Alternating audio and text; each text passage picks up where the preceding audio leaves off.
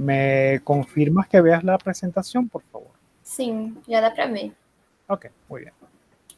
Bueno, habíamos quedado en que se quería entonces obtener suplementos alimenticios, ¿de acuerdo? En otra parte, a otro nivel, también se necesita que estos nuevos organismos que se han trabajado desde el punto de vista biosintético también produzcan polímeros que permitan justamente hacer toda una serie de herramientas y equipos, porque obviamente no podemos llevar todo desde la Tierra. De ahí que se han identificado a Cupriavidus necactor, a Netocystis parvus y las alomonas como los posibles organismos a trabajar que nos permitan, de una manera u otra, justamente producir polihidroxibutiratos, los cuales pueden ser utilizados para la impresión de cualquier cosa. Estamos hablando desde herramientas de trabajo hasta partes de naves o de naves espaciales, incluyendo hasta ropa. Es decir, los productos de estos organismos pueden ser sintetizados y utilizados para la impresión de cualquier cosa. En lo que se conoce como la utilización de recursos in situ, también se han identificado toda una serie de especies, como Esporumosa ovata, Cupriaceus necactor, las Rhodopseudomonas palistrus y Azora cilium, como especies claves para la utilización de recursos in situ en lo que es fijación de carbono, fijación de nitrógeno y el enriquecimiento de rigolito. ¿Y por qué es importante? Porque si bien en el planeta Tierra, obviamente las bacterias tienen a disponibilidad el nitrógeno del aire y lo pueden fijar, y el carbono lo pueden utilizar de la materia orgánica que está alrededor, netamente nosotros vamos a encontrar ecosistemas que, si bien pueden tener esta serie de elementos, lo tienen en muy pocas cantidades. Y nosotros necesitamos que los procesos biológicos de estas bacterias puedan ser acelerados. En lo que se llama que vimos hace rato, el habitáculo de loop cerrado, es decir, donde se cierran todos los sistemas, es el receptor de todo el material que se va a degradar, todos los desechos de todos los otros compartimientos. Ahí se ha identificado una serie de microbios que nos van a permitir justamente la digestión de todos estos materiales, tratando justamente los ácidos grasos volátiles de una manera más eficiente para nuevamente generar metano, CO2 e hidrógeno que pueden ser utilizados como combustible para el mantenimiento de los habitáculos o para incluso para los futuros cohetes también que estén en el sitio. Lo importante es que el sistema se diseñe de tal manera que permita ser cerrado y al mismo tiempo maximizar todos los productos de desecho que le permitan a la tripulación tener las mejores condiciones posibles. Recientemente, la Agencia Espacial Europea, ESA por sus siglas, diseñó un protocolo llamado MELISA, en el cual se han estado desarrollando sistemas que permiten justamente el soporte vital de animales y humanos para futuras misiones. La planta piloto de MELISA se encuentra en la Universidad Autónoma de Barcelona, en España, y tiene como objetivo crear un sistema 100% autosostenible que no requiera recursos externos. Obviamente eso suena bastante utópico, ¿no? Pero se está trabajando en ello. La idea es tener un ecosistema que le permita prácticamente una autosostenibilidad en función de todo lo que nosotros conocemos de los ecosistemas terrestres. Eso implica que debe tener agua, debe tener plantas acuáticas, debe tener organismos acuáticos que de una manera u otra, entre todos, puedan tener un círculo cerrado. Una persona que deben buscar, por lo menos para seguir el tipo de trabajo que está haciendo, es Lynn Rothschild, quien trabaja en el centro Ames de investigación de la NASA en Estados Unidos. Su trabajo se centra en aplicaciones de la biología sintética, justamente enlazada con la tecnología. La idea es que utilizando microbios o microbacterias podamos obtener diferentes productos que de una manera u otra vamos a poder utilizar en otra serie de actividades. Es decir, algo parecido a la tela de araña, calcita, sílica, látex, celulosa, algo estilo madera e incluso algo estilo de seda que podamos utilizar en diferentes actividades. En función del trabajo de la doctora Rothschild, se ha realizado o ella ha logrado alterar genéticamente a Chromobacterium silinus, la cual produce justamente un material similar a la tela de araña. Y ese material puede ser utilizado de diferentes formas, de manera que permita la manufactura in situ de toda una serie de telas, filtros, equipos médicos, incluso placas que se pueden utilizar en los aviones. Fíjense que lo que necesitamos en estos sitios cuando se vayan a visitar o se vayan a establecer colonias en la Luna, por ejemplo, es llevar justamente todo el equipo para hacer el cultivo de este tipo de bacterias y luego con sus productos de desecho justamente poder realizar la bioimpresión que se necesita para obtener estos productos. En el año 2019, la misión llamada CROPIS por parte de la Unión Europea puso a prueba estos conceptos por parte de la doctora Rothschild, justamente realizando un experimento en este pequeño satélite con dos cámaras en particular. Una que tenía un grupo de euglenas para la producción regenerativa de alimentos orgánicos. Lamentablemente el equipo no funcionó bien y no hubo una conexión entre las dos partes. Ya vamos a ver de qué se trataban estas dos partes.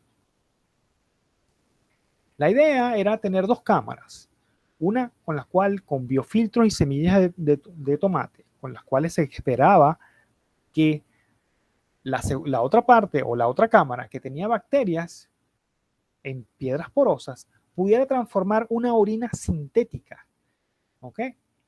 Extraer de esa orina el amonio y convertirlo en nitratos, las cuales las euglenas iban a transformar en toda una serie para desintoxicar el sistema y con ella hacer una retroalimentación para las bacterias de los biofiltros. Todo eso iba a circular y le iba a permitir a las semillas de tomate alcanzar cierto crecimiento. Lamentablemente el sistema no funcionó bien y no hubo interconexión entre los dos habitáculos de trabajo. Sin embargo, toda una serie de datos se pudieron obtener y todavía se están trabajando para ver qué tipo de información se puede mejorar para la siguiente experiencia. Es importante destacar que este satélite permitía simular la gravedad de la Luna y de Marte, obviamente cambiando la velocidad de rotación. Con lo cual, de una manera u otra, también se podía ver qué tan rápido crecían las plantas de tomate bajo estas condiciones de microgravedad diferencial. Muy bien. ¿Qué países son aquellos los que están digamos, al tope en este momento dentro de lo que se llama la biología sintética?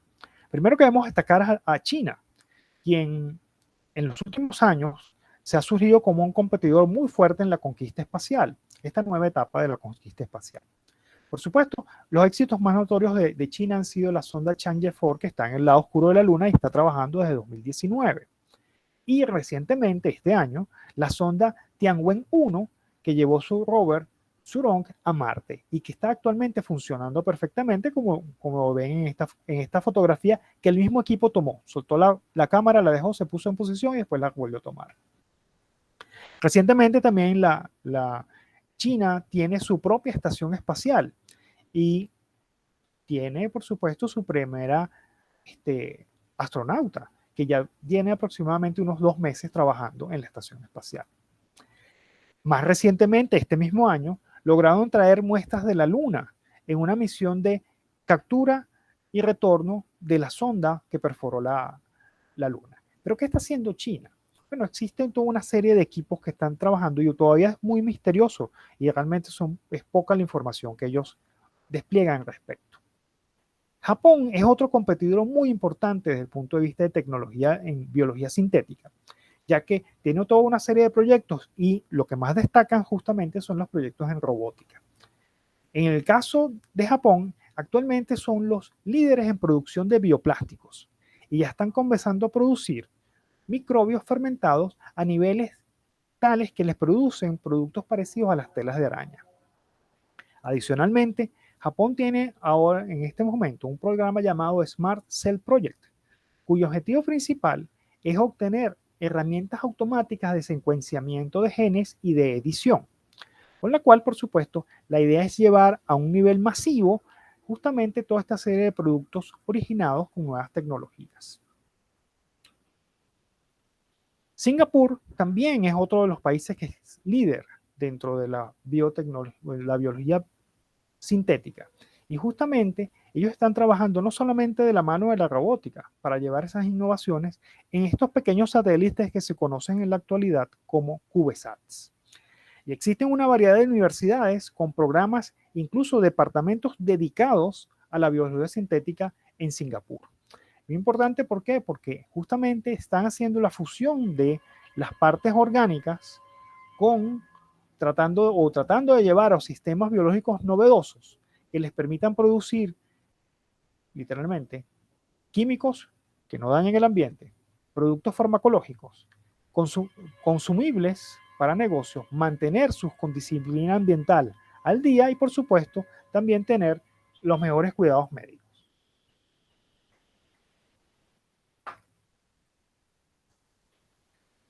El Reino Unido también se ha tomado un liderazgo dentro de la carrera de la biología sintética y desde 2009 han comenzado la transformación del país desde el punto de vista tecnológico.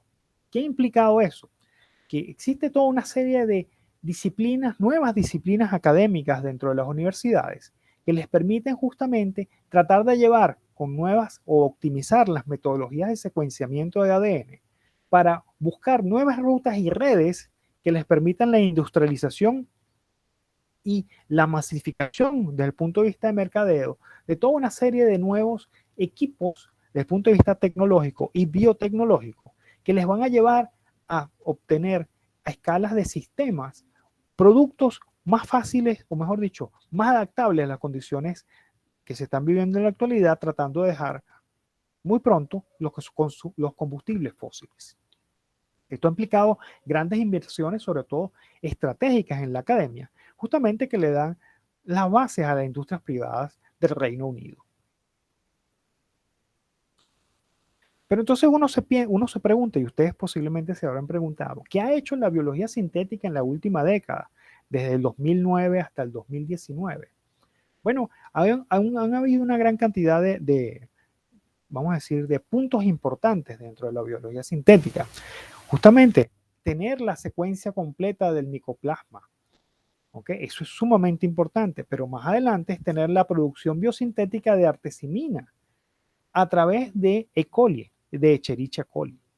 También, por supuesto, la síntesis completa del genoma de Escherichia coli y justamente el rediseño de parte de ese genoma para poder hacer que Escherichia coli pueda fijar carbono del aire.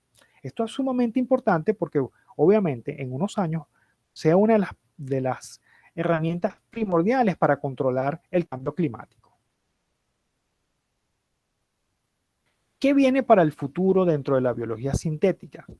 Bueno, obviamente es importante tener un diseño de trabajo que nos permita tener profesionales y librerías detalladas de secuenciamiento de ADN. También toda una serie de construcciones que le permitan a los científicos poder mejorar toda esta serie de organismos desde el punto de vista de edición de ese ADN para poder realizar los tests y los ensayos respectivos en distintos niveles que en algún momento, obviamente, con esos aprendizajes van a poder hacerse masivos y permitan no solamente el mejoramiento de las herramientas y la manufactura de productos naturales, sino al mismo tiempo llevar todo esto a la carrera espacial. ¿Por qué? Porque de una manera u otra, sin la biología sintética, en la construcción de las bases espaciales en la Luna o en Marte va a ser bastante complicado, porque la cantidad de material que se necesita para llevar a cualquiera de estos dos sitios sin la biología sintética va a ser literalmente humanamente imposible de hacerlo. Entonces, la biología sintética tiene un rol fundamental, sobre todo en la parte espacial, en el desarrollo de toda una serie de equipos compactos de especies adaptadas a estas condiciones de microgravedad, obviamente ausencia de oxígeno o reciclaje de nutrientes, como hemos visto a todo nivel. ¿Para qué? Para que en algún momento la especie humana definitivamente se convierta en una especie multiplanetaria y comience literalmente a llenar este sistema solar y posiblemente la galaxia de la humanidad. Con esto termino la presentación. Graças pela apresentação, professor Humberto. Acredito que todo mundo tenha gostado bastante. Agora a gente tem um tempinho para perguntas. Quem quiser pode levantar a mão.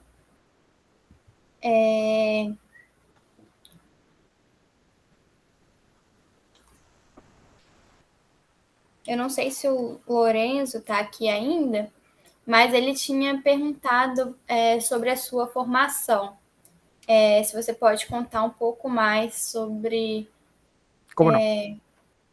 Como no, mire, yo soy biólogo, yo estudié en la Universidad Simón Bolívar y me gradué como biólogo trabajando con justamente fitoplancton de los ríos Orinoco en la parte media y alta de la cuenca.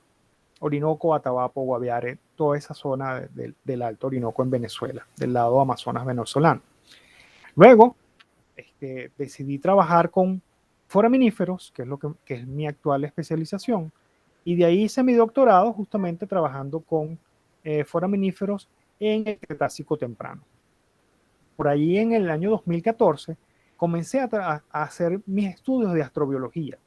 Es decir, me dediqué a trabajar con una serie de cursos en la Universidad de Edimburgo y allí comencé y me pareció algo bien interesante.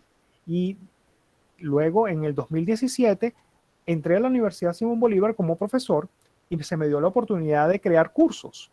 Y justamente el curso de astrobiología es uno de los cursos que desde el año 2018 estoy dictando 3 veces al año dentro de la universidad para cualquier tipo de estudiante de la universidad. Y el curso ha tenido mucho éxito, porque bueno, obviamente estamos trabajando desde el origen de la vida hasta tratar de llevar a la gente al espacio. De una manera u otra, tratando de ver que astrobiología es una materia que es multidisciplinaria e interdisciplinaria. Es decir, que todos dependemos de todos para tener el éxito cuando la humanidad salga fuera del planeta Tierra. Sim, exatamente. Bien. Mais alguém tem alguma pergunta?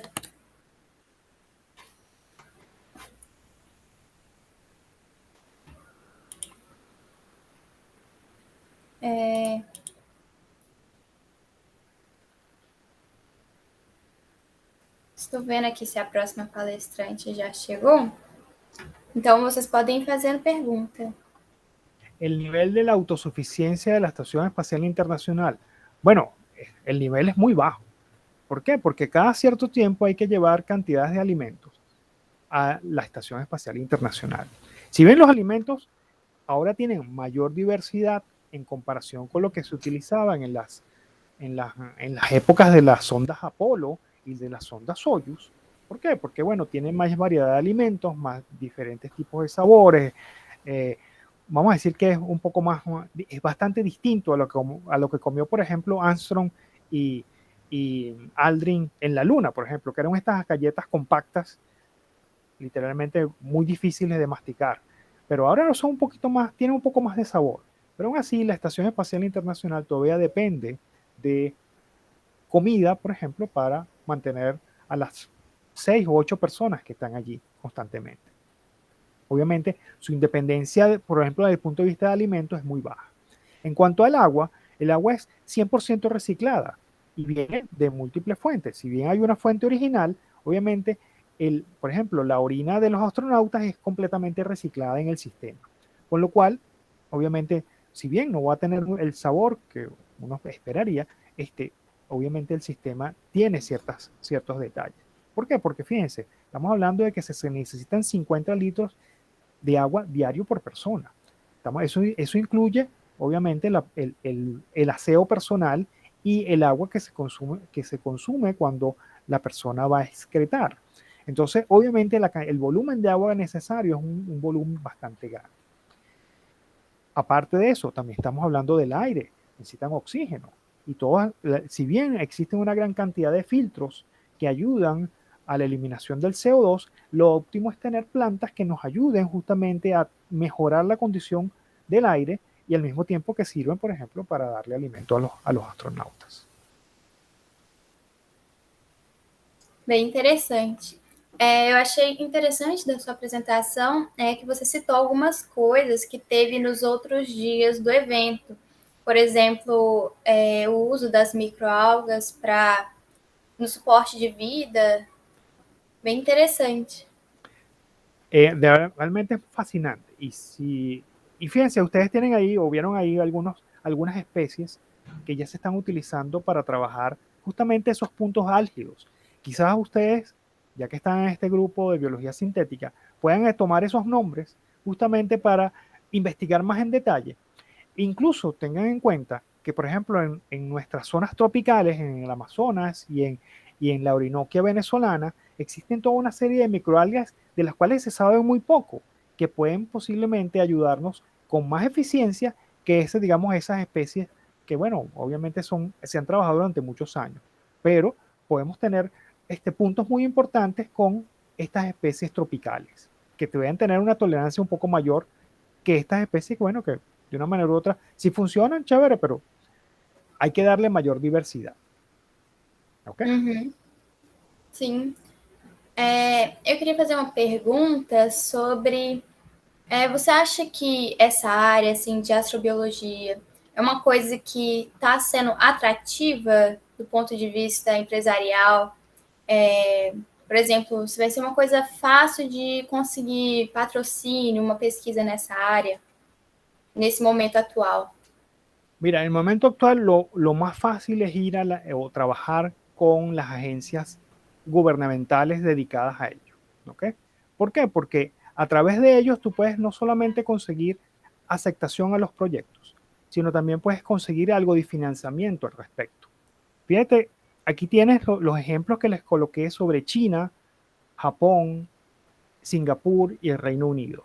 El enfoque es para cambiar en un principio hacia la tecnología verde. Y ahí quizás es el punto de inicio a llevar los experimentos o los hallazgos al nivel astrobiológico. ¿Por qué? Porque de una manera u otra, a través de esas agencias espaciales, es que ustedes van a poder o vamos a tener posiblemente el mejor aval para que alguna universidad tenga el acceso a fondos para poder trabajar en ello. Esa es una de las mejores alternativas. Uhum. Entendi, graças. Mais alguém quer fazer alguma pergunta?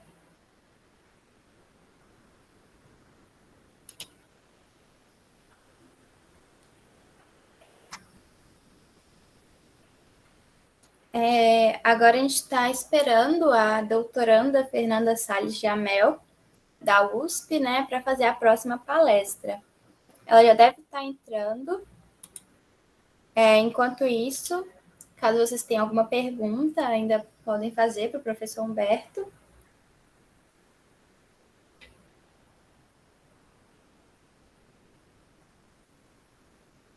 El detalle con la pregunta que estoy leyendo allá es justamente la densidad de cloroplastos. Tiene un punto donde, recuerda que las plantas también respiran también.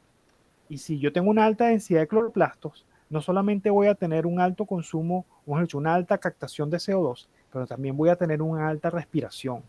Y la idea es que nuevamente tenemos unos equipos o tenemos unas plantas que sean lo más óptimas posibles en cuanto a producción de oxígeno. Y entonces ahí hay un punto muy controversial, sobre todo con plantas superiores. Lo más fácil es trabajar con cianobacterias, que son más fáciles de manejar, ocupan menos espacio y podemos tener unas altas producciones en menores volúmenes de trabajo. sobre todo hablando de oxígeno y consumo de CO2. ¿Ok?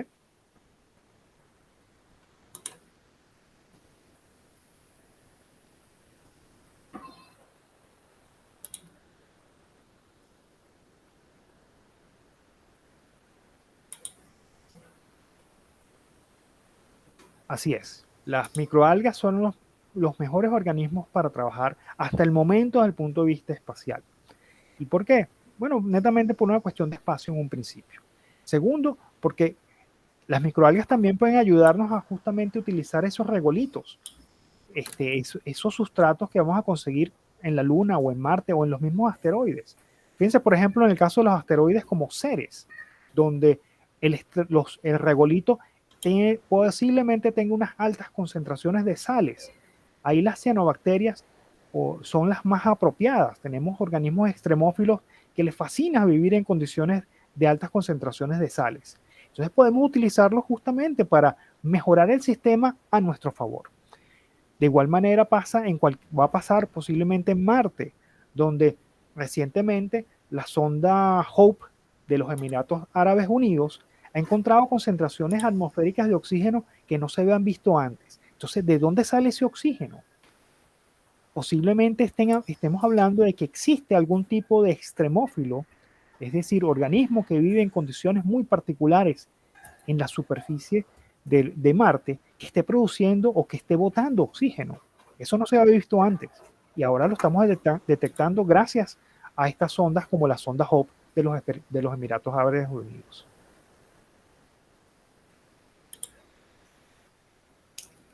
Graças, professor Humberto. Eu agradeço de novo pela participação. Agora vamos ficar com a Fernanda Jamel. Beleza. Fernanda, está aí? Oi, estou aqui. Obrigada por ter aceitado o convite. Tchau, professor Humberto. Hasta luego, un placer. Muchas gracias por la invitación. Gracias. De nada. Vocês estão ouvindo? Sim, tá. Fernanda. Eu posso compartilhar aqui? Pode. Eu gostaria de pedir para você se apresentar um pouco antes. Ah, tá. Eu vou só compartilhar aqui para ficar já certinho. Beleza? Acho que é isso. Tá certinho? Acho que tá. Estão vendo? Sim. Deixa eu ver aqui. Acho que tá certo. Bom, então, boa noite, né? Boa tarde. Eu me chamo Fernanda Jamel e eu sou doutoranda em microbiologia na USP, né, com ênfase na área de astrobiologia. Eu fui jovem cientista no programa Young Sciences Program do Blue Marble Space Institute of Science, que eu vou falar um pouco mais para frente. E atualmente eu sou pesquisadora afiliada do Blue Marble Brasil, que também é uma iniciativa que eu vou falar mais para frente. Posso começar? Pode. Então, aí eu vou falar hoje sobre a carreira na pesquisa em astrobiologia, né, que foi o que me convidaram para falar um pouco. Apesar de eu não estar muito avançada na carreira ainda, eu posso compartilhar um pouco do que eu venho fazendo e, enfim, na verdade o foco também vai ser sobre algumas áreas que as pessoas podem pesquisar dentro da astrobiologia também. Aí eu trouxe esse mapinha aqui que eu tinha usado, né, de uma amiga minha, ela tinha feito um parecido. Eu achei interessante trazer porque, enfim, como a gente está falando de carreira, né, é importante saber, tipo, que tipo, os diferentes caminhos que a gente pode seguir, né, durante a nossa vida pessoal e profissional, né? Então, eu, na verdade, entrei em ciência da computação primeiro, no bacharelado de ciência da computação na UF. Eu fiz 3 semestres de computação, que eu sempre quis fazer exatas, na verdade. Eu não pensava em biologia antes, eu gostava, mas eu não pensava. E aí, só para enfatizar que é sempre, mesmo que a gente esteja trocando de área, né, é sempre importante, assim, a gente entender que não é porque a gente está trocando de área que, bom, aquela outra área que você saiu foi uma coisa que não valeu a pena, que você não aproveitou, porque a gente provavelmente vai aproveitar alguma coisa, tirar alguma coisa dessa experiência, né? Ganhar experiência e outras coisas. Foi o que aconteceu comigo, que eu acabei ganhando experiência, né, em programação, algumas linguagens de programação que eu uso até hoje, inclusive, aprendi a mexer no comando Linux, fiz iniciação científica numa área muito legal da computação, que é a computação paralela, que é usado na ciência.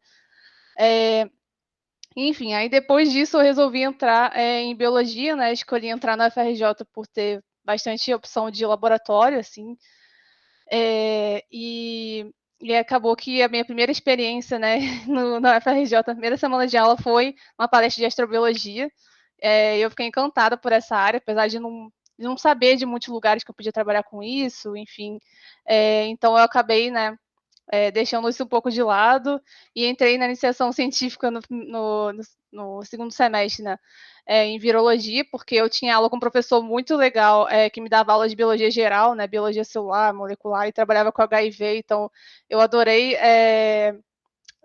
conhecer um pouco sobre essa área, né, tentar experimentar essa área, mas acabou que eu não gostei muito de trabalhar na área de saúde, então acabei saindo e entrando na bioquímica no outro semestre, bioquímica de insetos vetores, que também foi uma experiência legal, mas que eu não gostei muito. Eu tinha que dissecar inseto, eu achava isso muito chato, mas eu acabei também ganhando experiência na bancada, né, na parte molecular, e foi muito bom. E aí depois, na minha terceira iniciação científica, eu acabei indo para microbiologia ambiental, né, que era uma área que, inclusive, eu tentei entrar na área de micro-organismos extremófilos, né? Só que, na verdade, eu não tive oportunidade de trabalhar com isso nessa época, porque não tinha projeto nessa época no laboratório, nessa área, né?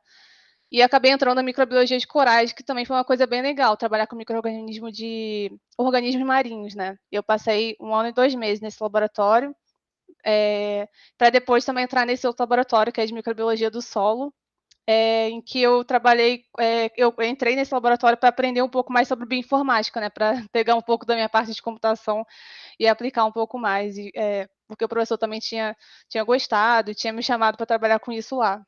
Então foi onde eu fiquei mais tempo, né, fiz coisas de bancada também, mas eu foquei mais em bioinformática. E aí depois, no final da faculdade, eu acabei encontrando o grupo de pesquisas aeroespaciais da FRJ, que é a Minerva Rockets ou Minerva Sats, em que eu tive oportunidade de ajudar num projeto de experimento biológico que iria dentro de um CubeSat, né, um nanosatélite, que CubeSats são cubinhos, né, tipo satélites de formato de cubo, né, normalmente tem um U, tem 2 U, são as unidades, né, de satélite que compõem esse CubeSat inteiro. E aí o nosso foco era estudar micro-organismos, né, crescimento de micro-organismos de importância biotecnológica em órbita, né. Acabou que ainda não foi para a órbita, mas a gente está tá tentando enviar. Eu ainda ajudo eles remotamente com algumas coisas e tal. E foi a primeira experiência, assim, na parte de biologia espacial, né. Na verdade, essa área é mais de biologia espacial do que astrobiologia. E aí, então, nessa época também, eu já estava de olho no Blue Marble Space, né, que eu vou mostrar aqui. Eu estava me formando, né, em 2021, acabei atrasando um pouco, era para ter me formado em 2020, e aí, esse processo que eu estava já quase me formando, eu estava me inscrevendo para o Blue Marble Space Institute of Science, no programa Jovem Cientista deles, né. Então, eu estava já de olho na pós-graduação, mas não tinha me matriculado ainda. E nesse processo de aplicação do programa Jovem Cientista, que eu estava super ansiosa para participar, né? Que eu estava de olho já fazia algum tempo. Eu vou falar um pouquinho dele também. E aí também, depois de eu ter me inscrito para o Young Science Program, eu, depois de alguns meses, me matriculei no doutorado na USP, né? Doutorado direto na USP, no programa de microbiologia, com ênfase em astrobiologia, né? O meu projeto é com ênfase em astrobiologia, no caso. Aí, enfim, eu trouxe isso aqui só para desenhar um pouco sobre, bom, quais caminhos, né, que vocês podem seguir também, tipo, para mostrar que vocês não precisam seguir a astrobiologia desde o começo para conseguir alguma coisa depois, porque acho que o essencial é a gente experimentar várias coisas, né, tipo, diversas áreas até encontrar o que você gosta mais de trabalhar. Enfim. Aí eu queria começar aqui, né, Aqui, mostrando... Fernanda. Oi. Um segundo, é porque tem uma pergunta no chat. Tá, Qual é a pode falar. diferença entre astrobiologia e biologia espacial? Então, isso é uma coisa que, na verdade, aqui no Brasil a gente não diferencia muito, né? A gente tem a tendência de chamar tudo de astrobiologia. Eu vejo isso no meu laboratório, por exemplo. Lá nos Estados Unidos, eu vejo assim, bom, pelo pessoal que eu conheci do Blue Marble Space, pelo menos, tem gente que fica pegando no pé um pouco com isso, né, de que a astrobiologia é diferente de biologia espacial, porque a biologia espacial, na verdade, ela está mais focada, por exemplo, em experimentos, né, feitos na Estação Espacial Internacional em relação ao microbioma dos astronautas, sabe? Pode ser coisas relacionadas à saúde, enfim, outras coisas envolvendo o ambiente espacial que não seja a origem e evolução da vida, sabe, no contexto universal, na Terra ou possivelmente fora dele. Seriam coisas assim, outros focos de estudo dentro da biologia, né, dentro do ambiente espacial. Não sei se a astrobotânica, por exemplo, acho que talvez esteja encaixada nesse contexto de biologia espacial, né? Depois eu posso perguntar aqui para o pessoal do Blumava Brasil. Mas, enfim, a astrobiologia, ela normalmente está focada nessa questão da origem da vida, né? Aqui, como está descrito, a origem da vida, né, no nosso planeta e possivelmente fora dele, e como é que se daria essa evolução, né? Seria estudar o fenômeno da vida num contexto universal. Então, por isso que eu trouxe. Acho que respondeu, não sei se eu respondi. Eu acho que sim. Tem mais alguma pergunta? No chat? Não, só essa, por enquanto. Ah, tá. Pode continuar. Então vou continuar aqui.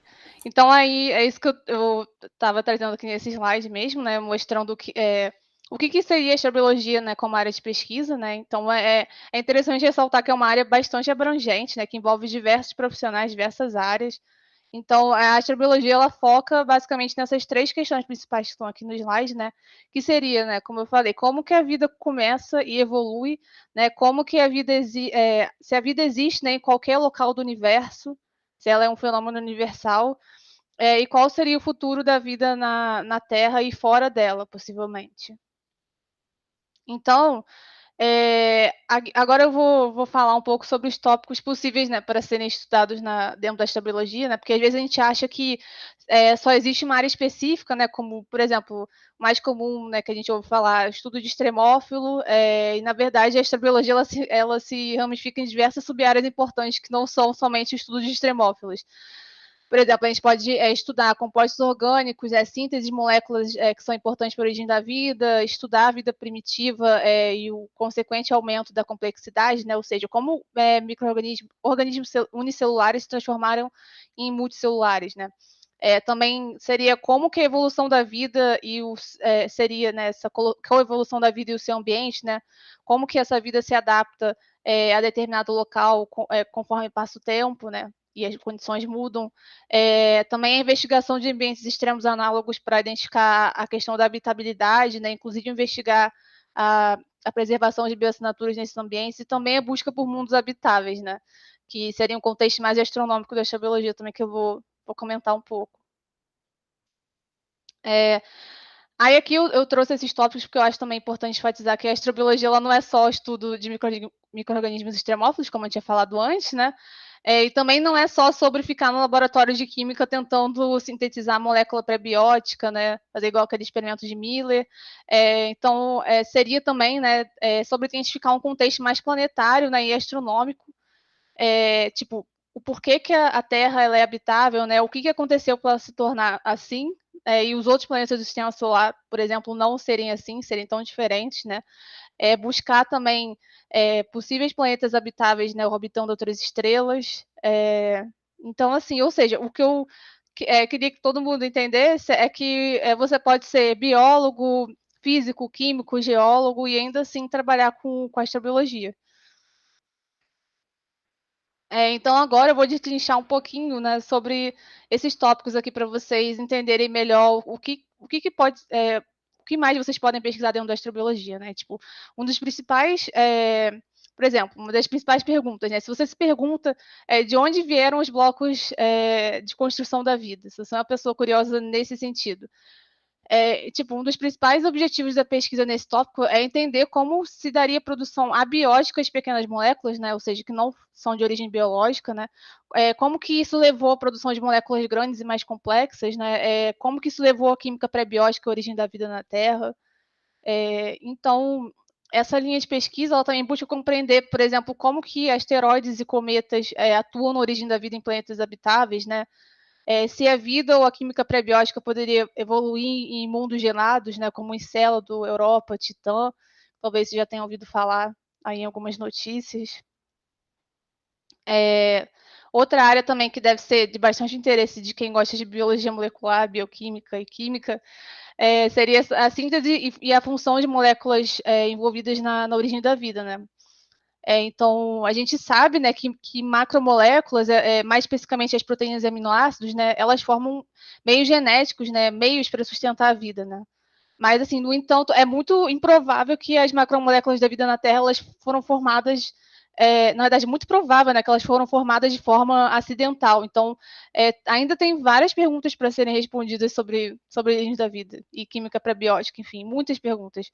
Então, assim, a pessoa pode estudar como que um polímero pode se replicar, armazenar informação genética, como também, tipo, pode tentar compreender como que se dá a síntese, estabilidade e a função dessas macromoléculas, né, em ambiente da Terra primitiva, em ambientes extremos, enfim, tem muitas coisas para explorar.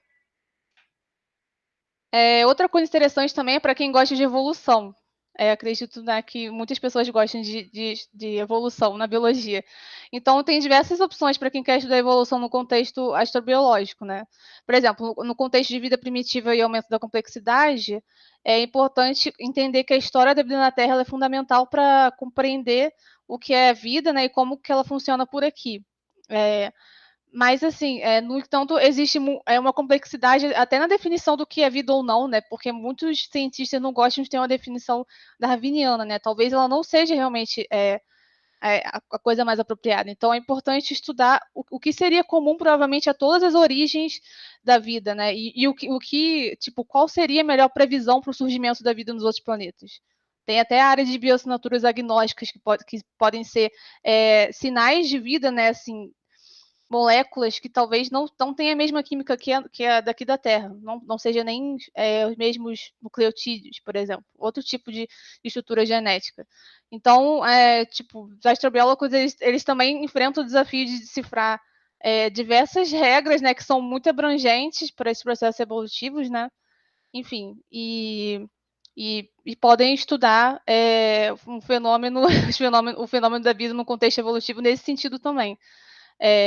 Pode ir, inclusive, para essa área de bioassinaturas agnósticas, de tentar, enfim, encontrar uma resposta para uma origem da vida universal, né? É uma questão bem complexa, mas, enfim, tem muitas pessoas que gostam dessa área. Com relação à coevolução, né, da vida e do meio ambiente, né, a gente sabe que, por exemplo, a vida pode afetar o meio ambiente, né, o seu ambiente, ao redor e vice-versa, né? Então, quando um astrobiólogo consegue estudar bem os ambientes análogos, né, por exemplo, ele consegue procurar ambientes possivelmente habitáveis em outros planetas também, assim, teoricamente, né? Então, assim, o que pode ser estudado também seria o contexto da Terra primitiva, né, a evolução dos primeiros micro-organismos, né, a mudança do estado físico do planeta que não tinha oxigênio na atmosfera naquela época, mas passou a ter com os primeiros seres vivos fotossintetizantes, né, sendo bactérias, e depois também entender como o ambiente favoreceu a origem da multicelularidade e a vida como a gente conhece atualmente, né.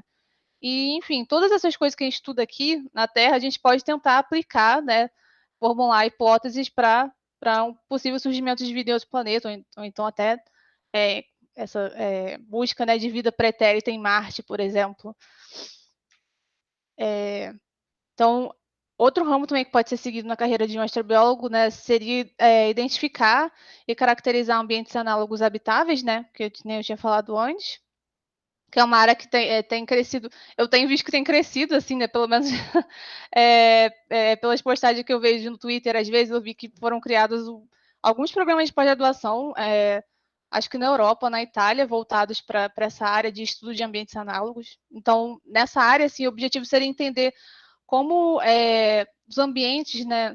Esses ambientes análogos, ambientes extremos, se formam e evoluem, né? Compreender melhor os parâmetros que influenciam a habitabilidade daquele ambiente e determinar também como detectar, confirmar e caracterizar né, esses ambientes, né? Por exemplo, até para aplicar na busca por outros ambientes, por ambientes habitáveis, né, em outros planetas, enfim. Então, por exemplo, como por exemplo, aqui eu botei até essa imagem do deserto do Atacama aqui, tipo, você pode tentar determinar se o deserto do Atacama pode sustentar a vida, né? Por exemplo, se a gente não soubesse nada sobre o deserto do Atacama, e quais fatores levam a isso, né? E então, assim, com as observações de outros planetas, né, a gente pode identificar se aquele ambiente seria favorável a partir dos dados geológicos, atmosféricos que a gente obteve aqui. Enfim, a gente pode aplicar o que a gente aprendeu, por exemplo, no campo do deserto do Atacama, tentar aplicar o que a gente, né, fazer essa analogia, por exemplo, com Marte. Enfim, com alguns outros tipos de ambientes parecidos com o deserto do Atacama, que agora não me veio em mente aqui. Mas, enfim, também pode ser estudado outros fatores de habitabilidade desse ambiente, como bioassinaturas, né, que podem ser estudadas em contexto tanto planetário quanto ambiental, tipo, por exemplo, identificar possíveis registros fósseis de micro-organismos no passado de Marte, né, que a gente tem rover Perseverance procurando sobre esses possíveis sinais de vida, né, microbiana.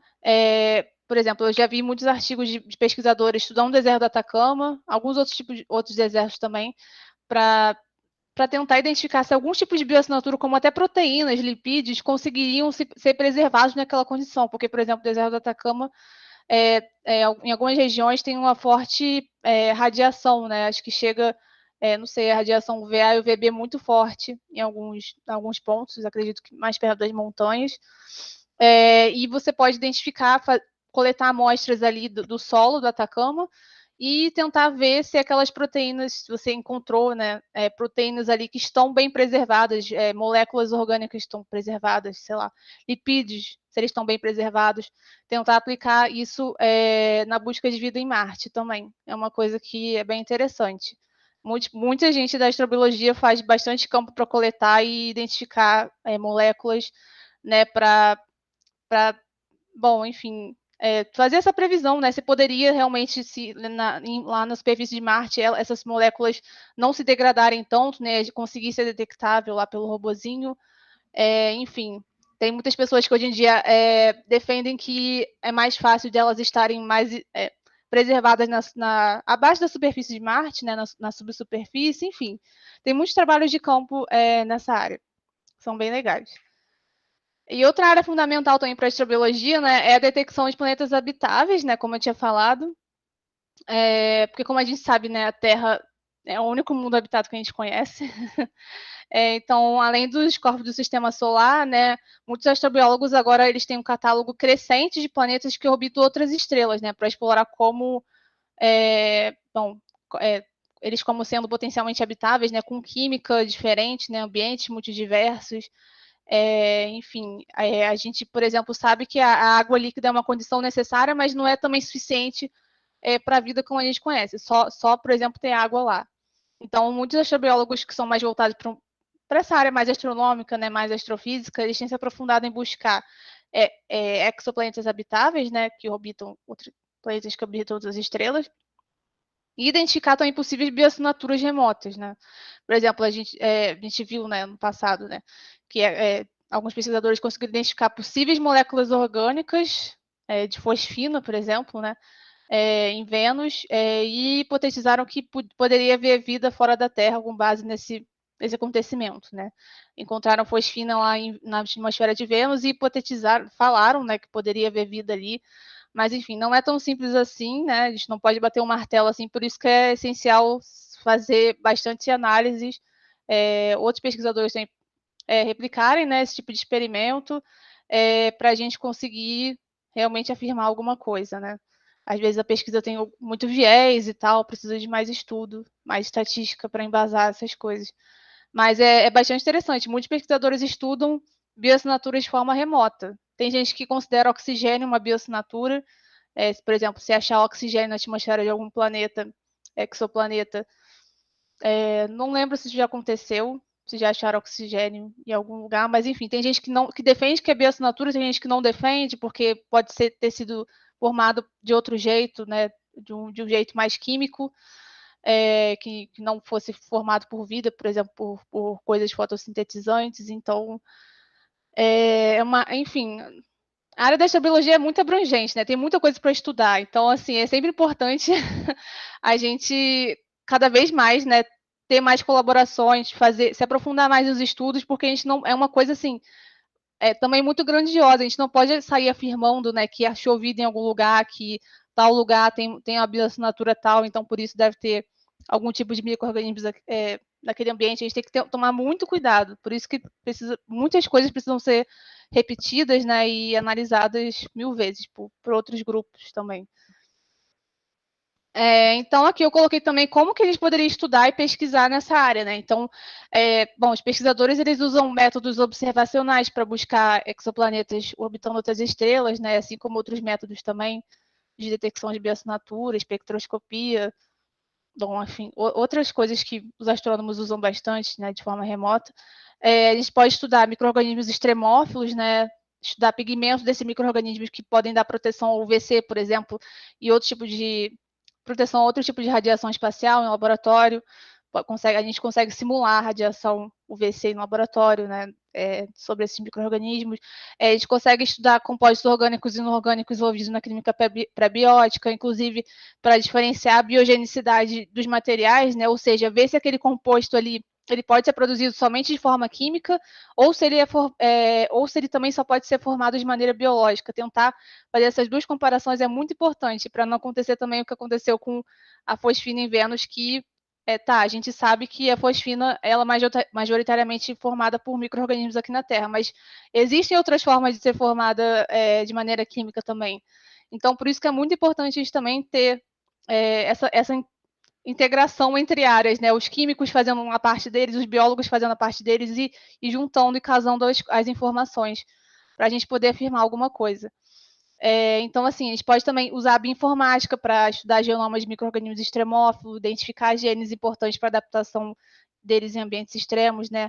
A gente pode usar modelagem computacional, que são usadas, por exemplo, por cientista planetário, meteorologista, para estudar a atmosfera de Marte no passado, por exemplo, estudar a composição da atmosfera atual, comparar com a possível composição da atmosfera de Marte no passado. Enfim, são diversas técnicas que a gente pode usar. E outra coisa aqui que eu coloquei, né, uma coisa importante que eu queria enfatizar, né, é que a astrobiologia, né, como eu tenho falado aqui nos outros slides, ela é bastante interdisciplinar, né? Por isso que é muito importante a gente conseguir integrar as coisas, sabe?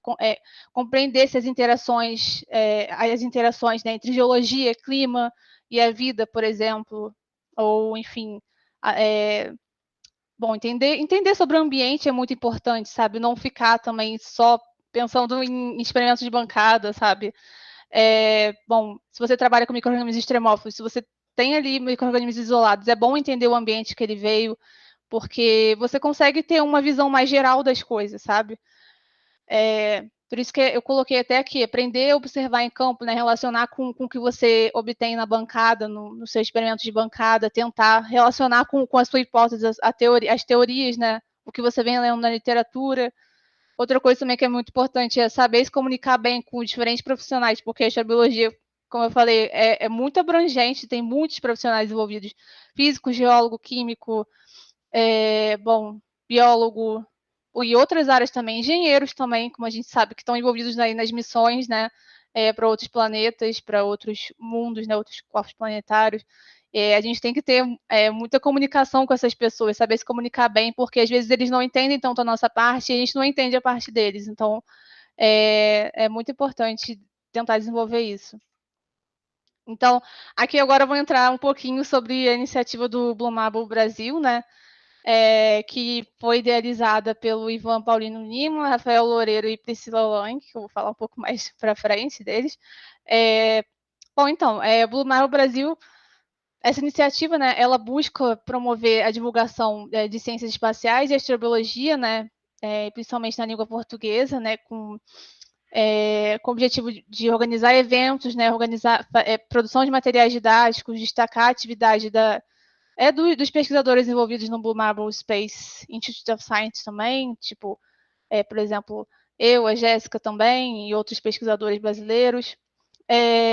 E um dos nossos objetivos principais, né, seria, por exemplo, organizar eventos para promover a conscientização, a educação e a colaboração, né, em astrobiologia e exploração espacial, conectar a comunidade científica brasileira envolvida na pesquisa em astrobiologia, destacar a atividade dos afiliados, né, do Blue Marble Space, como eu falei, os pesquisadores, incluindo o Young Science Program e o Visiting Scholar Program, que esse já é para quem está na pós-graduação. E aqui as pessoas que estão envolvidas, né, basicamente, são o Ivan, por enquanto, né, que foi uma das pessoas que idealizou o projeto, a iniciativa, né, que ele é professor do departamento de Biologia do Foothill College, no Vale do Silício, e investigador principal em cooperação com o Instituto Blue Marble e o Centro Ames de Pesquisa da NASA. Além disso, ele também tem projetos financiados pela NASA em que ele está trabalhando atualmente, né? E em conjunto tem o chefe de operação, Rafael Loureiro, né, que é professor de botânica na Winston-Salem State University. Ele é coordenador também de pesquisa junto à equipe de produção de alimentos no Kennedy Space Center da NASA, em inúmeros projetos de Estação Espacial Internacional e para o programa Artemis também. E a Priscila Lang, né, que ela é bióloga marinha, trabalha com sensoriamento remoto, também envolvida no estudo de populações de fitoplâncton, e ela é professora visitante no Departamento de Meteorologia da UFRJ, atualmente. Então, além disso, né, o Rafael e a Priscila, assim como o Ivan, eles são pesquisadores afiliados do Blue Marble Space também. E como suporte para a divulgação científica, tem eu e a Jéssica, que a Jéssica também trabalha com astrobotânica, né, junto com o Rafael, ela é orientada por ele. E ela é mestranda na UF, na área de biotecnologia marinha, trabalhando inclusive com algas também. E tem eu que trabalho com astrobiologia também e faço doutorado na USP, né? Eu vou falar um pouquinho do meu trabalho também mais para frente. E nós duas fomos jovens cientistas do Young Science Program. E atualmente somos Visiting Scholar. E eu vou falar um pouquinho mais para frente agora. Então, assim, eu coloquei até aqui o Instagram do Blue Marble Brasil, aqui no slide, né? Para vocês seguirem a gente. Tem no LinkedIn também, é só procurar Blue Marble Brasil. A gente está atualmente divulgando algumas oportunidades e está buscando promover mais eventos, né, e materiais nessa área. Então, quando a gente também tiver o site pronto, a gente pode divulgar e vocês podem ficar de olho se tiverem interesse em fazer pesquisa em astrobiologia, né? Então, eu vou falar então um pouco da minha experiência no programa de Jovem Cientista, né, do inglês Young Science Program. Bom, esse programa, né, para quem quer seguir a carreira científica, ele é muito interessante, porque você consegue ganhar várias habilidades importantes para a carreira de cientista, né? Enfim, para a carreira profissional também no mercado, se você quiser. Esse programa ele abre uma vez por ano, geralmente em fevereiro, eu acho que abre as inscrições, e você tem que estar na graduação ou acabado de se formar para se inscrever. Você não pode estar matriculado em pós-graduação no momento da inscrição, pelo menos. Não pode nem ter passado por pós-graduação, tem que estar na graduação ou acabado de se formar. Basicamente isso. Pode ter até trabalhado, mas não entrado em pós-graduação. E a gente tem, dentro desse programa, né, esses módulos aqui, de pesquisa científica, comunicação, ética e sociedade. Tipo, a pesquisa científica, ela é normalmente em relação aos projetos que estão lá descritos no site do Blue Marble Space. Eu esqueci de colocar aqui, mas eu posso passar para vocês o link direitinho. Você basicamente desenvolve esse projeto desde o primeiro dia de programa, né, que normalmente é o primeiro dia de junho. Ele dura cerca de 3 meses, que é no verão do hemisfério norte, né? Ele vai de junho a agosto, normalmente. E todos os projetos, né, dentro do Young Science Program, eles são realizados de forma remota. Só se você for americano ou estiver estudando nos Estados Unidos, parece que tem o projeto em colaboração com a NASA também. Então, a gente, que é do Young Science Program, a gente está afiliado a Blue Marble Space, mas não está afiliado à NASA. Só quem é desse outro programa, acho que é de Biologia Espacial, e que está residindo nos Estados Unidos, que está em colaboração com a NASA. Então, tem esse módulo de comunicação também, né, que é bem interessante, que a gente tem diversos encontros semanais com vários profissionais, vários cientistas do Blue Marble Space. A gente tem encontro com pessoas especializadas em comunicação, A gente tem a oportunidade de escrever artigos, por exemplo, de divulgação científica para o site do Blue Marble Space e para o SciWorth, que é um site também de divulgação científica, né? Eles meio que traduzem artigos, né, para uma linguagem mais fácil para as pessoas entenderem. É bem legal. A gente também a gente precisa completar alguns requerimentos para se formar no programa, né, para ganhar certificado. E nesse caso, no módulo de comunicação, você pode também escrever artigos nesses sites, né, e também escrever uma carta para alguma entidade política, né,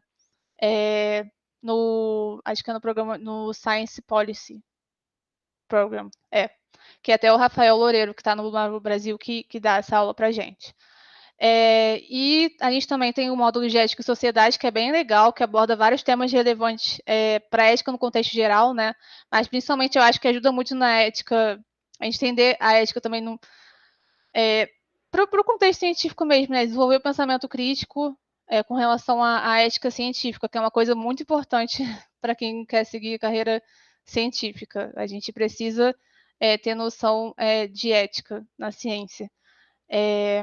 Enfim, são basicamente esses módulos e a pesquisa científica que a gente faz continuamente durante esses 3 meses, né? A gente tem aulas desses módulos durante os 3 meses e a pesquisa você vai fazendo com o seu mentor, que você escolhe ali na inscrição, né? Até acabar o programa. Depois você também tem a oportunidade de apresentar seu trabalho no Blue SciCon também, se você quiser, que é uma das formas também de completar o requerimento. É bem legal porque você aprende sobre os projetos dos outros pesquisadores que estão fazendo o programa também com você. Aí, falando do meu projeto de pesquisa, né, que eu fiz, eu escolhi o projeto da doutora Milana Popovic, que é sobre a interação de moléculas de RNA com minerais, né? E aí eu vou dar uma comentada assim, sobre o que foi mais ou menos, o que é mais ou menos esse projeto. Bom, como vocês devem saber, né, a origem da vida ela é um campo muito extenso da astrobiologia, como eu já mencionei, mas no meu caso, meu trabalho foi focado na molécula de RNA, né? Então, na vida em geral, os RNAs eles são responsáveis pela entrega de informações genéticas, né, permitindo formação de proteínas, funções relacionadas ao metabolismo, mas fora isso também, os RNAs eles são muito importantes para a capacidade de catalisar reações e ainda serem capazes de armazenar informações, né, assim como o DNA. Então, né, é um tema muito estudado, né? Diversos pesquisadores criaram hipóteses sobre o mundo de RNA na Terra primitiva, né? Eu acredito que você já tenha ouvido falar. Então, para contextualizar novamente, né, o meu trabalho no programa Jovem Cientista, essas interações entre minerais e moléculas orgânicas, elas podem ter desempenhado um papel muito importante no surgimento da vida da Terra e até mesmo em outros planetas. Então, basicamente, os RNAs, eles usam íons metálicos, né, para a estrutura e funcionamento deles. Então, hoje o íon dominante a gente sabe que é o magnésio, mas em alguns aspectos o ferro reduzido, ele consegue ser semelhante ao magnésio, né? E antes desse aumento do oxigênio que a gente teve aqui na atmosfera terrestre, na Terra primitiva, a concentração do ferro solúvel no oceano, ela era muito maior do que hoje. Então, é muito importante saber se os RNAs conseguem interagir com minerais contendo ferro, por exemplo. Então, esse trabalho foi, né, e está sendo realizado de forma remota, né? Minha mentora fez a parte de bancada, né, o sequenciamento, que foi o sequenciamento dos RNAs que se ligaram nesses minerais, foram sulfatos de ferro, sulfatos de níquel e alguns outros, né? Ela fez essa parte da interação deles em bancada e depois, quando esses minerais se ligaram nas sequências esses RNAs se ligaram nos minerais, ela sequenciou isso, sequenciou os minerais que foram que se ligaram a esses minerais e depois me passou os dados de bioinformática, né, sequências para analisar. E aí eu estou trabalhando com isso até agora no programa do Visit em Escola.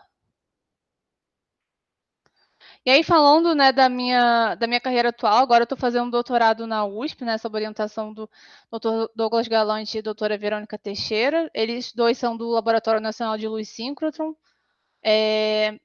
O meu projeto ele tem esse título de investigação de mecanismos microbianos no processo de bioprecipitação de carbonatos, né?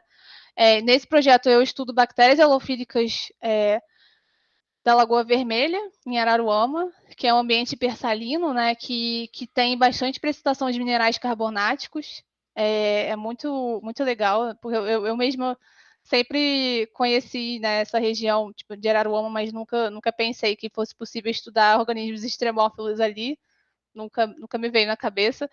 E, bom, aí eu estou estudando essas bactérias com o objetivo de caracterizar os minerais formados por elas, né, e auxiliar com isso, né, com esses minerais, eu vou caracterizar esses minerais que são formados por elas, e tentar, por exemplo, aplicar isso na busca de bioassinaturas pelo rover Perseverance, por exemplo. Quando a gente receber as amostras, né, lá para 2030, a gente vai ser capaz de, por exemplo, diferenciar minerais, né, que foram precipitados por micro-organismos e dos minerais que foram precipitados de forma química, né, de forma totalmente abiótica. Porque às vezes a gente tem muita ambiguidade, né, é muito difícil diferenciar esses minerais, às vezes eles são muito parecidos, então a gente precisa de diversas técnicas que o rover, por exemplo, não tem. Ele tem ali os instrumentos dele de forma compacta, né? Claro que são instrumentos muito bons, mas eles não. Aqui na Terra a gente tem instrumentos muito mais sensíveis, como lá no síncrotron, lá no Laboratório Nacional de Luz Síncrotron. A gente usa radiação síncrotron para, inclusive, melhorar a resolução dessas técnicas, né? Fluorescência de raio-x, luminescência ótica, espectroscopia Raman, alguns desses, né, como fluorescência de raio-x e espectroscopia Raman, a gente tem no rover, mas aqui é muito mais sensível. Então, é bem legal tá podendo estudar isso, porque depois eu posso aplicar o que eu tiver de resultado, né, quando a gente receber as amostras algum dia, se a gente receber, né, mas eu acredito que sim. Aí, enfim, aqui eu trouxe umas fotos, né, da minha saída de campo de Araruama, que foi agora em outubro. Isso aqui, a primeira foto é um estromatólito. Eu não sei, acho que o meu mouse não está aparecendo, mas enfim. Aqui a gente tem umas lâminas, né? Não sei se vocês estão vendo umas laminazinhas, parece que tem umas estruturas laminadas, umas linhazinhas mais branquinhas na rocha. Isso são basicamente micro-organismos fossilizados. Estromatólitos são basicamente, né, a gente consegue definir como micro-organismos que se fossilizaram. Antes disso, eles eram nessa última foto, não sei se vocês estão vendo o mouse, mas enfim, a última foto, vocês estão vendo que tem diversas camadas, a camada verdinha, a camada mais vermelhinha, a camada mais escura. A primeira camada seriam, né, as cianobactérias, a segunda seriam bactérias púrpura, né? Assim, falando bem, bem no geral mesmo, porque a gente não identificou nenhum micro-organismo aqui, não pode falar, bater o martelo se é ou não. Mas isso é uma forma didática de se falar. E embaixo seriam, teoricamente, as bactérias anaeróbicas. Porque tem bactérias púrpuras aeróbicas e bactérias púrpuras anaeróbicas. E as cianobactérias, elas ficam em cima, basicamente, né, para receber a luz do sol, e elas vão, por exemplo, fornecendo oxigênio para as bactérias aqui que estão coladinhas nelas, e as outras aqui de baixo são heterotróficas, usam compostos orgânicos dessas bactériazinhas púrpuras que estão aqui em cima. Enfim, é como se fosse uma cadeia trófica, é um microambiente muito interessante de se estudar. E aqui, nessa última foto aqui, tem microbolinhas ali que eu não sei se dá para enxergar direito, mas são carbonatos, são minerais de carbonato. Tem halita também, que é só sal, mas tem muito carbonato aí no meio que, com o passar do tempo, ele vai se fossilizando, né? Isso vai se mineralizando por diversos processos e se forma vai formando isso que a gente chama de estromatólito, né? Que é tipo um fóssil microbiano, né? Então é bem interessante. Isso é uma das coisas que o rover Perseverance está procurando lá em Marte. Essas estruturas laminadas, né? E claro que vai fazer várias análises químicas também, para ver se por acaso é de origem biológica ou não. E aqui no meio é um biofilme também que eu peguei ali do substrato, nesse caso foi no Brejo do Espinco, também é do lado da Lagoa Vermelha, é hipersalino também, que tem formação de dolomita atual, que é um mineral muito, muito interessante, porque hoje em dia ele quase não é formado atualmente. Então, esse é um dos poucos lugares no mundo que tem formação de dolomita atual. Então, isso aqui o que eu peguei é um biofilmezinho bacteriano que está nesse substrato, né, ali, que eu tirei do substrato desse brejo, dessa lagoa, que na verdade não é um brejo, é uma lagoa.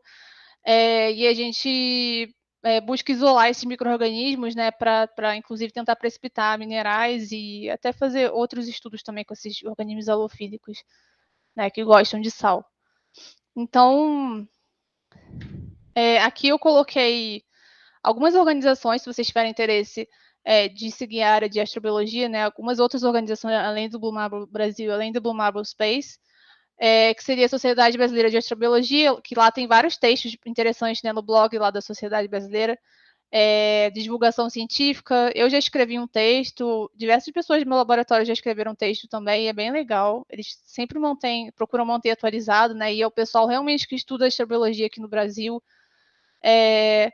Tem o grupo GEDAL, que fez agora um curso de extensão de astrobiologia, é bem legal, eles são lá de Londrina, né? Na verdade, chama Grupo de Estudo e Divulgação de Astronomia de Londrina, mas que o Ivan também está envolvido. E também tem um núcleo de pesquisa em astrobiologia lá da USP, que tem vários professores que estão envolvidos em projetos de astrobiologia, o pessoal mais da astronomia lá do IAG da USP, pessoal da química, enfim, pessoal das geociências. Se vocês entrarem no site do núcleo de pesquisa em astrobiologia, você consegue buscar alguns professores envolvidos nesse tipo de pesquisa aqui no Brasil. Não tem só professor da USP, acho que tem até professores lá do Sul, tipo o Rubens Duarte, eu acho que ele faz parte também lá da UFSC. Enfim, vocês podem buscar esses professores se tiverem interesse de seguir essa área e começar uma pós-graduação aqui. Aí, enfim, era isso. Aqui eu coloquei meu contato no e-mail do Blue Marble, né? Onde você consegue me achar no Instituto de Química da USP. Eu sei que vocês estão da UFMG, né? Mas, enfim, vocês podem entrar em contato a qualquer hora se tiverem dúvidas. E, enfim, entre em contato com a gente do Blue Marble Brasil também. E é isso. Obrigada pela apresentação, Fernanda. Foi ótimo, super completa. Obrigada. Achei interessante você falar sobre o Ivan, né? Porque aqui muitas pessoas estão envolvidas com biologia sintética e a pesquisa que ele fez de doutorado ou pós-doutorado na NASA foi nessa área de biologia sintética. Sim. Tem algumas perguntas aqui no chat. Primeiro, a Sofia perguntou se você pode compartilhar um pouco de como é a sua rotina no laboratório e quais são os centros que trabalham com astrobiologia no Brasil. Essa parte eu acho que você já citou um pouco, né, na apresentação. Ah, tá. Então eu vou falar um pouco da minha rotina, assim. Bom, hoje em dia eu faço trabalho de bancada majoritariamente, né? Assim, eu tenho micro-organismos isolados já da Lagoa Vermelha, que são halofílicos, né? Que são de ambientes hipersalinos, elas gostam de sal, só crescem com uma concentração boa de sal. E elas eu já sei que são precipitadoras de minerais. Então, o que eu estou fazendo é fazer um experimento em que eu coloco elas no meio salino, né? Alguns íons também que são essenciais para elas formarem esses minerais, né? Alguns elementos, tipo cálcio, obviamente, para formar calcita e outros derivados de carbonato. E aí eu deixo lá, assim, é um experimento que demora, sabe? Eu tenho que ficar esperando elas precipitarem, elas demoram pra caramba. Às vezes, por exemplo, eu vou ter que fazer experimentos de 2 meses, que vão durar 2 meses, por várias rodadas, sabe? Porque o carbonato ele demora a se formar, calcita, dolomita demora muito para se formar, principalmente dolomita, né? Então é muita paciência, sabe? Eu tenho que ficar medindo o pH quase todo dia, porque normalmente a precipitação de carbonato está envolvida com um ambiente alcalino, então eu vou ter que ficar medindo diversos fatores ali. É cansativo, sabe? Mas é basicamente bancada. E eu estou fazendo também espectroscopia Raman para poder identificar nessas minhas amostras, né? Eu pego um pouquinho, uma alíquota dessas amostras e vejo se ela está formando mineral, né? Com o tempo. Na espectroscopia Raman você consegue identificar qual tipo de mineral está sendo formado ali. E as outras técnicas de síncrotron também eu vou usar mais para frente. É basicamente isso, minha rotina. E aí os institutos são aqueles mesmos, sabe? O pessoal que está envolvido. Tem o professor Rubens Duarte, que eu falei, da UFSC, lá de Santa Catarina. Tem a Amanda Bendia, que é da USP. Ela é pós-doc da professora Vivian Pelizari, do Instituto Oceanográfico. Ela já deu várias palestras também de astrobiologia. Ela sempre está dando palestra. Tem o Fábio Rodrigues, né, que é chefe do meu laboratório, que ele é do Instituto de Química, né, e tem vários alunos que trabalham com coisa de exploração espacial, tipo cianobactérias para exploração espacial, para, enfim, uso alimentício, várias coisas. E também o pessoal da astrobiologia, tipo, ele tem alunos de química e de biologia, tem aluno de química também trabalhando com precipitação de outros tipos de minerais de forma química para casar com a gente da biologia que está precipitando da forma biológica. Então, tem vários pesquisadores assim que você pode entrar em contato. E o pessoal de exoplanetas, de planetas habitáveis também, no FRJ, no Observatório do Valongo, tem o pessoal mais assim nesse contexto astronômico, e no IAG também. O meu orientador, Douglas Galante, ele também é dessa área, mas ele fica lá no CNPq, em Campinas, né? Ele orienta em alguns programas da USP, mas ele fica no CNPq. Interessante. Teve mais uma pergunta que foi sobre o Blue Marble. Perguntaram se ele é gratuito ou se oferece bolsas. Então, ele é gratuito, né? Quando você se inscreve no Young Science Program, você não paga nada, mas você também não recebe, você não não recebe, não é um trabalho remunerado, sabe? Porque é um trabalho remoto, você vai ficar em casa, então você também nem vai viajar para lá, sabe? Você não precisa de financiamento para isso. Claro que a gente gostaria de receber, mas como é outro país, seria muito complexo, sabe? Acho que por isso que não tem essa opção para gente, que é daqui. Entendi. Se mais alguém tiver alguma pergunta, pode levantar a mão ou mandar no chat.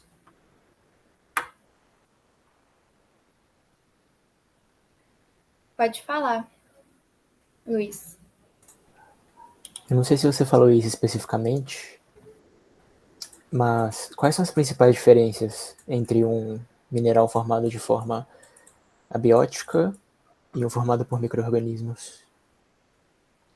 Olha, isso varia muito, às vezes não tem quase diferença nenhuma. Às vezes apresenta tipo diferença na cristalização desses minerais, por isso que é importante usar várias técnicas, não só uma. Na espectroscopia Raman, às vezes você não consegue diferenciar isso, mas usando algumas técnicas tipo de luminescência ótica, você consegue. Outra coisa que eu esqueci de falar é de difração de raio-x, né? Você consegue ver a cristalografia desse mineral. Muitas vezes esses minerais eles mudam um pouco de conformação, mas é muito difícil, assim, não dá para falar que toda vez que for bom, de forma biótica vai ser desse jeito e a biótica vai ser de outro. Por isso que a gente precisa de gente nessa área para fazer meio que um banco de dados, né, de bioassinaturas, para você conseguir diferenciar os de forma química e os de forma abiótica. Então, assim, a maioria das vezes eles vão estar. As bactérias elas estão envolvidas na nucleação desses minerais, né? Na verdade, o EPS, o biofilme delas, a substância extracelular polimérica delas, ajudam a formar esses minerais. Então, muitas vezes eles vão estar ali embebidos nessa substância das bactérias. Então, isso é uma das formas de ver. Mas, mesmo assim, às vezes você confunde essa matriz extracelular com outras coisas, sabe? Então, é bem difícil de responder isso. Interessante, parece bem complexo. Sim. Pode falar agora, Thais. Ô, Fernanda, eu queria perguntar, porque eu lembro que você chegou a comentar que, por exemplo, para participar de um projeto lá não poderia ter pós-graduação, né? E aí, tipo assim, e como é que funciona isso? Você faz a graduação e aí depois tem que ter uma pós-graduação para fazer um doutorado? Ou já pode ir direto para o doutorado? Como é que funciona? Então, no meu caso, eu fiz doutorado direto, esse nome justamente porque você pode sair da graduação e fazer ir direto para o doutorado. Na USP tem mais, eu vejo isso acontecendo mais do que, por exemplo, lá no FRJ. No FRJ é muito comum o pessoal ir para o mestrado direto. Ir para o mestrado, normalmente. Na USP já tem muitos editais que falam, para você passar para o doutorado direto, você precisa de nota mínima tal, do requisito tal e não sei o que, ter feito iniciação científica. Normalmente você tem que ter feito iniciação científica com certeza, para eles te aceitarem um doutorado direto. Se você não tiver feito, é muito difícil, porque senão você não. Eles consideram que você não tem experiência de laboratório suficiente para entrar direto no doutorado, sabe? Então, os editais das pós-graduações usam diversos critérios diferentes, sabe? na micro da USP é uma coisa, na oceanografia é outra, na química é outra. Mas muita gente do meu laboratório, assim, a maioria das pessoas, eu vou te dizer que está lá na pós, é tudo doutorado direto. Na USP é bem comum, assim como lá fora também, nos Estados Unidos, eu acredito que seja bem comum, pelo que eu vejo. Ah, entendi. Ah, não, obrigado. Nada. Tem mais uma pergunta aqui no chat. Perguntaram se você pode falar um pouco sobre as 2 primeiras ICs que você fez. Mas falar assim, em que sentido? Tipo, enfim, eu trabalhei, tipo, o que eu posso falar assim é que eu trabalhei, a primeira IC foi, eu trabalhei com poxvírus, né, que são vírus, enfim, da família do vírus da varíola, eles são vírus de pele, eles são bem feios, assim, eles provocam umas feridas horrorosas na pele, foi um dos motivos que eu saí, assim, eu odiava ficar vendo foto daquilo em tudo que é artigo, no laboratório tinha um monte de foto espalhada, já teve acidente com isso uma vez, né, com uma pessoa lá, antes de eu entrar, enfim, é um vírus bem infeccioso e eu trabalhava com eles para. Lá eles trabalham com. Estão trabalhando para tentar, né, atualizar a vacina de poxvírus. Inclusive, o pessoal lá é bem forte nisso. A minha orientadora desse laboratório tem até algum cargo na OMS, eu acho, porque tem que ficar atento, né? Enfim, se acontecer alguma coisa da varíola.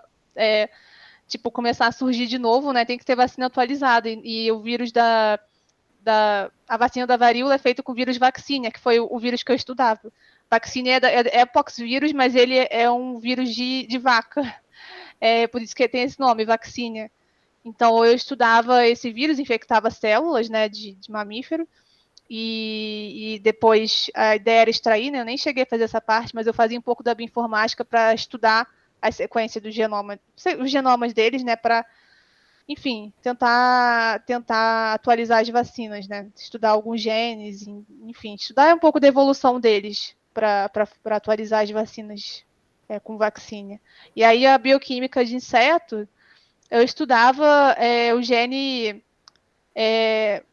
Tipo, tem vários ATGs, eu nem lembro mais qual era o meu ATG, ATG1, acho que era ATG1, que é um dos genes que forma o autofagossomo, né? Que é aquela membrana que forma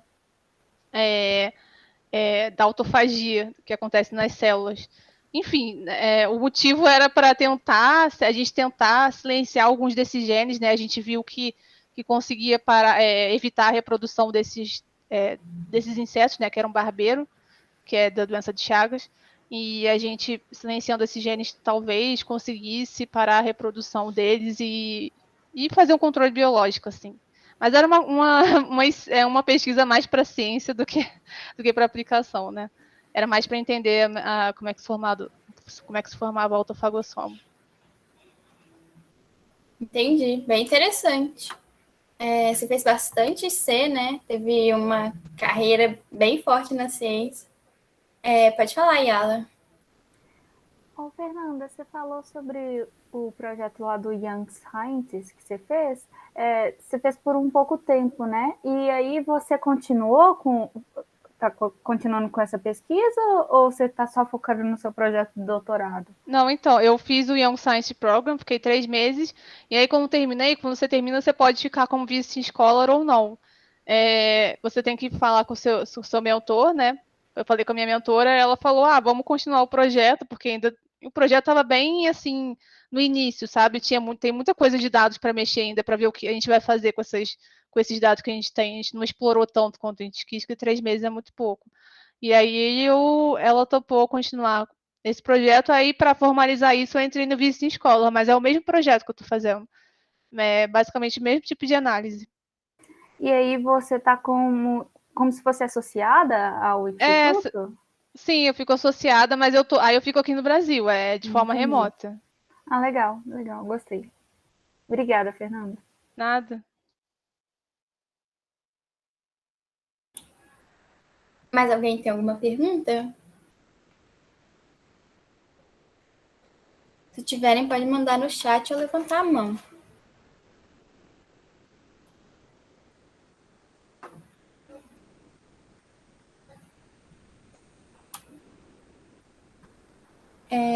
Perguntaram se você fez biologia ou outro curso. Foi biologia mesmo, Ah, foi né? biologia. Eu entrei em computação, mas eu saí e entrei na biologia.